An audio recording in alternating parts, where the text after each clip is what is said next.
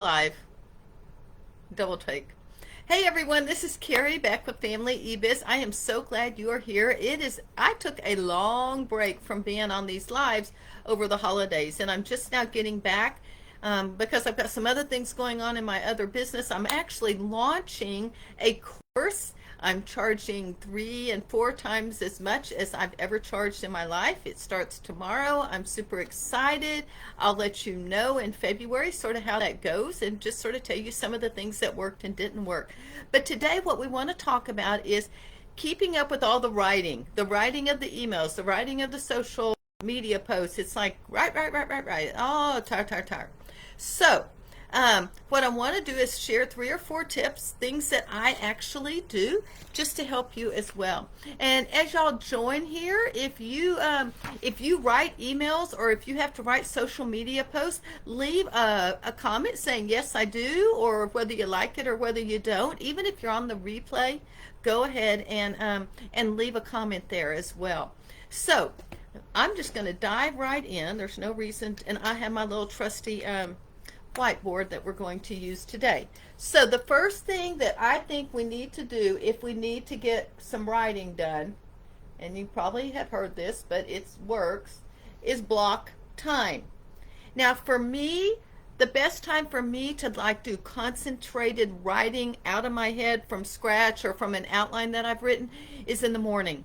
In fact, this morning I got up early at 5. Actually, I woke up at 4 and I read in bed for a little bit, and then actually got out of bed and started writing because I need to record a video for a bonus, and I really need to just get it all out and organized. So it wasn't just like writing sentences, but there was a lot of thought going on.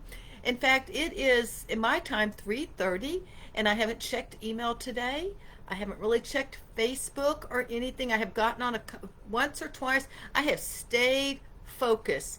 Now, I don't recommend blocking from 5:30 in the morning till 3:30 in the afternoon. But when you block your time, here's one of the best things that you can do. You need to close all your tabs. Don't get tempted. I mean, I know because I see Facebook and then I see someone's name and I'm like, oh, I'm going to go see what that person's written me about or whatever.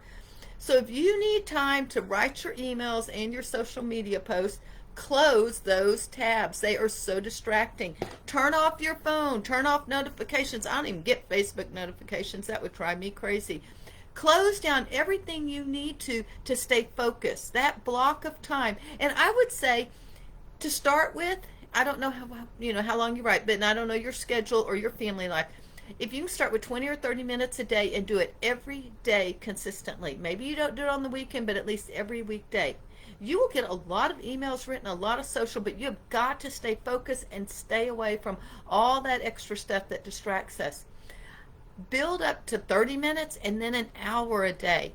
I would think within a month you should be able to block off 1 hour of focused time that you really do some good writing that you need to do. The other thing I would encourage you to do here is use a timer. Set a timer. I set a timer on my clock.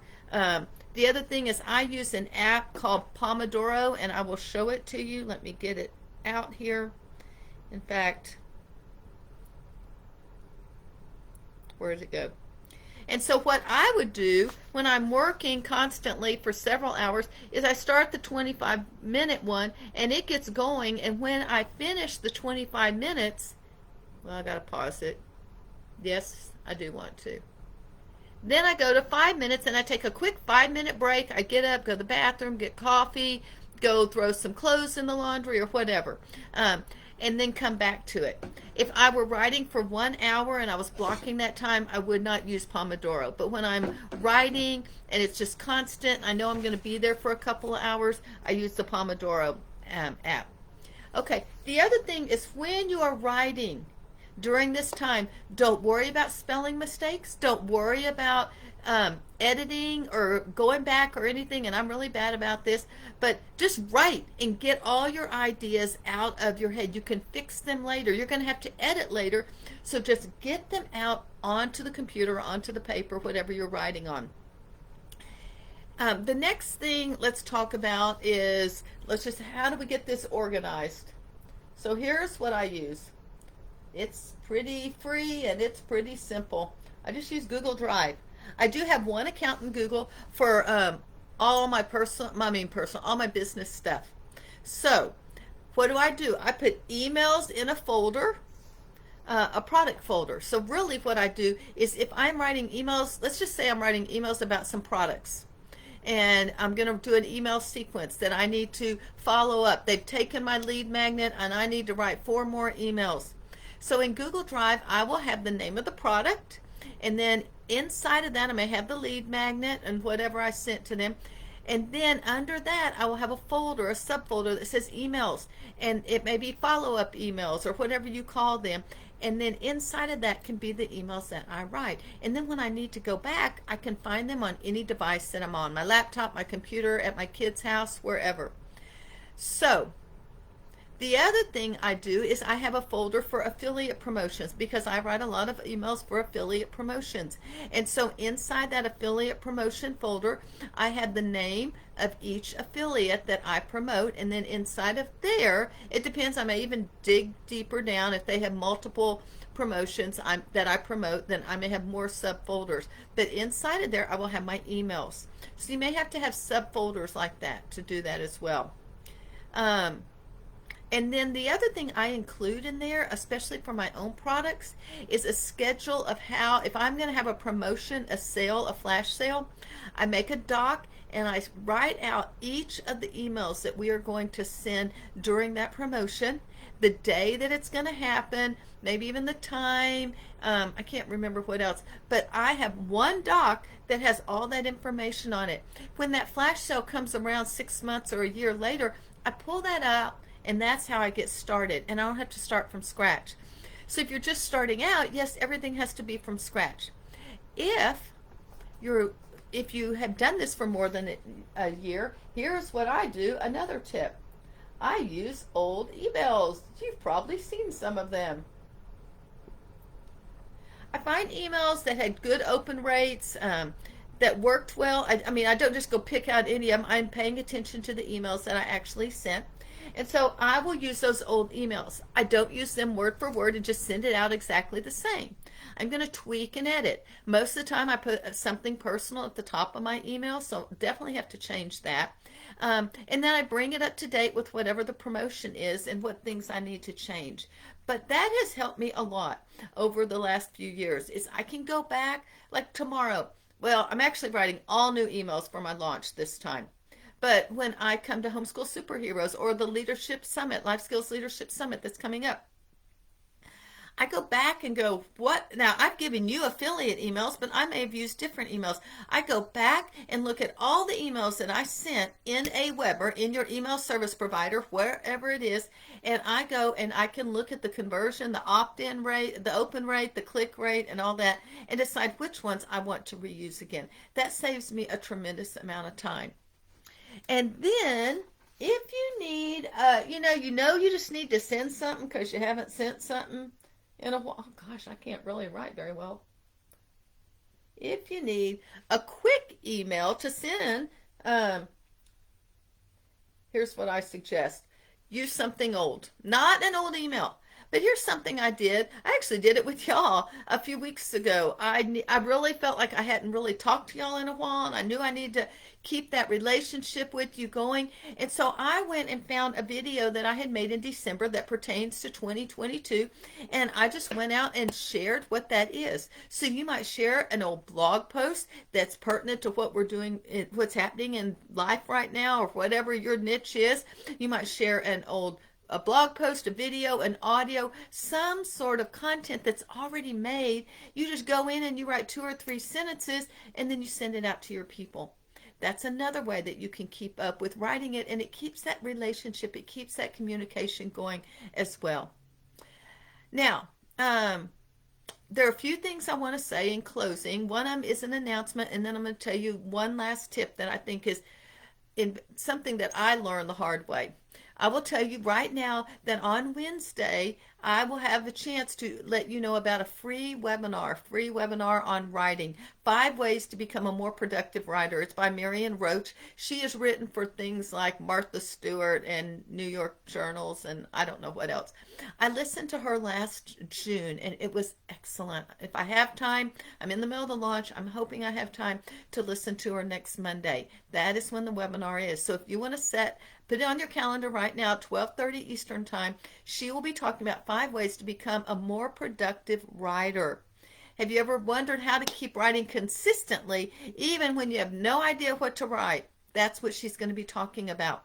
And so I highly recommend that. She has the experience. She knows what she's talking about. One of the tips that she offered, and I knew in my head, but I wasn't putting it into practice, and to be honest, I haven't done a very good job of it, but that maybe needs to be one of my goals this year, is to write a small amount of writing each and every day consistently is better than just sitting down and trying to write for 5 hours. If you can write 20 minutes a day every day for a week, that is better than sitting down on Saturday and trying to crank it all out.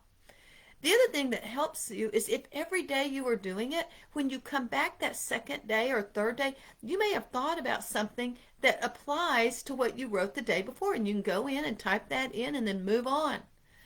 The other thing, if you're writing a product, you don't have to start at the beginning. And I'm going to talk about that next week, so I'll just wait on there. But emails and social, this all applies to social media as well, okay? But Marion is going to be talking. She's got some great ideas. One of the things she says is block your time. And I just added close your tabs and use a timer so that you will actually get it done. Use Google Drive to stay organized. Use your old emails when you need just to get something out there quickly. Then you don't have time to write something from scratch.